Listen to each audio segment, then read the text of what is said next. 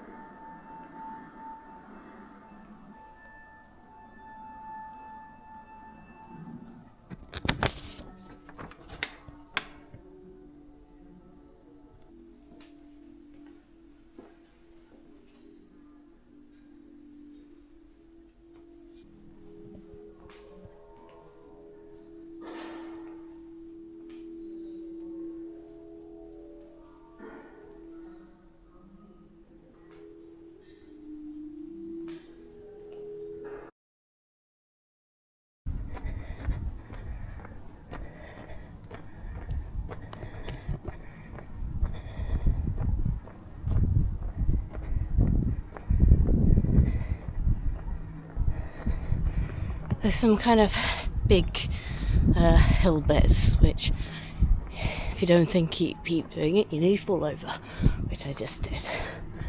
So that gives you a good view of the buildings around.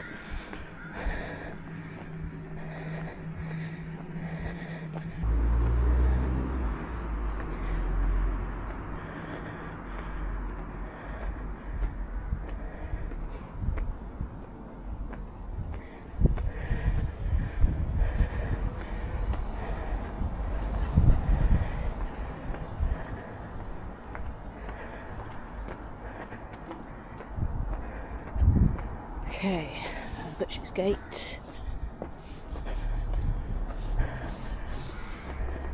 The Presbyterian Church. I think that's how you pronounce it.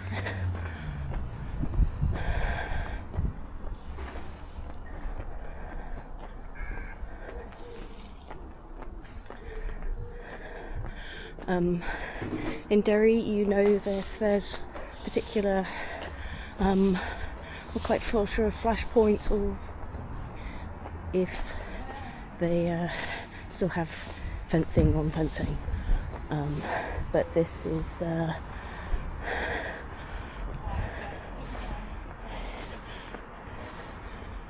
and you know, things in this regard. I think from my friend, this is where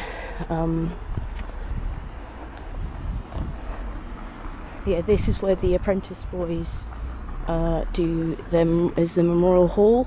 We would know them as, I believe, the Orange Order. So you can see why it's a little bit of a flashpoint in the city.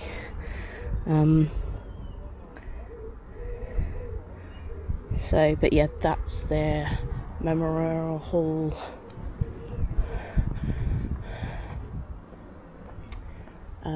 Grand Parade. But you don't, there are a couple of places I've been around that you see higher levels, but most of the city isn't like that. It's only certain spaces. That is a St. Columba church. Quite a little church compared to lots of the other ones around. This was the Royal Bastion. You can see this doesn't have anything on it, where this used to have this thing over the city, which was taken out by a bombing in 1973 and obviously has never been replaced. The People's Gallery, the now entering Free Gallery sign, and then you'll have in that direction you'll have the Museum of Free Derry, in that direction you'll have the Peacemakers Museum, which I couldn't necessarily film in because they asked me not to, but I did take some pictures, and it is generally a worthwhile thing to see. It's very good, it's very modern history of everything from 1972, but it's generally worth a visit. I'll put a little mini video together, but you know, it is generally a really insightful and interesting museum for the history that is not that old, really, in terms of history and of its people. So, but yeah, I would definitely recommend it. They march all over Northern Ireland,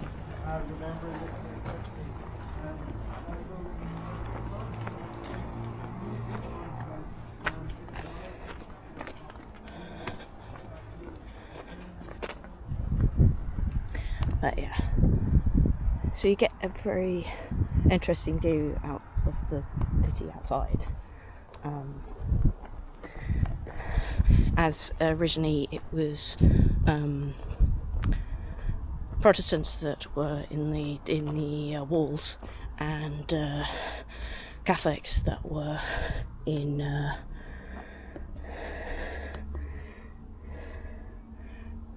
were pushed out into the outside because the walls were basically blocking them out, which of course caused another reason why it causes issues.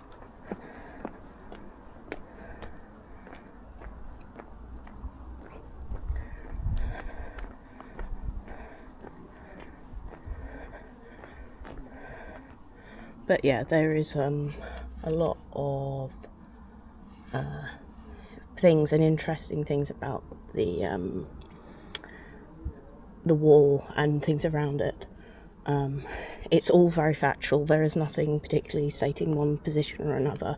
It is all, this happened this date, and nothing else particularly. It's still very interesting information, but yeah, it's not siding with one thing or the other. It is very much open to you to make up your own mind. But yeah, for something that was built when it's not particularly flat and it's quite hilly. But you know, it's interesting, and also it gives you a good position of the city. Of course, this is Bishopsgate. It's just within the wall, so from the thing that I watched at the Peacemakers, it was a mixed area, so a bit, because of course they didn't have the wall partition up till reasonably recently. I mean, recently in history, not recently as in last day, because it is a point that people can cause issues with each other. But yeah, on the Catholic side of the wall, they have stories and pictures and things connected to their history. On the other side, they were going to do it, but then it didn't go into fruition because, for whatever reason, people I think, you know, just how things, one thing on one side, but yeah, they haven't put it into their side, particularly of decorating it. So, you know, if I'm getting anything wrong, please comment. I'm doing this from my memory, so it's, you know, it's not always the easiest thing with a dyslexic memory. Autistic memory, really good at things. Dyslexic memory, not so good. But yeah, as I say, read about the bit on the signs and look at the history. It is generally really interesting. In this one, so there's 8 bastions and 2 platforms. So this is the cathedral, Columns Cathedral. Apologise for mispronouncing the saint's name. But yeah, this is the cathedral. They will hope we're having quite a lot of services today. And again, I apologise for mispronouncing stuff. Just saying, my brain does not always work properly. Yeah, and that's 2 big tour groups in front of me. So, I think, yeah. So, under siege, while the loyalist area is like one of the few that's left, I think, actually, with the walls.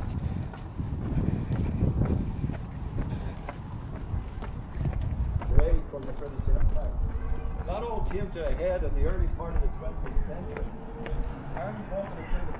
It's, as I said, it's quite a nice walk, and actually a lot more of it is shaded than you know, especially at this time of day. So, you know, it's a nice kind of thing to walk if you don't mind going up and down stairs for a little bit and things like that, and trying to escape the pigeons. But yeah, it does have a lot of history, and it has kind of created a space for the whole of Derry, not just a section of it, which is what, of course, it was created for, was a section of Derry. Landed pigeons. There is the Derry Girls mural on the wall. I think some parts of people of Derry are kind of annoyed that they put a veranda thing over it.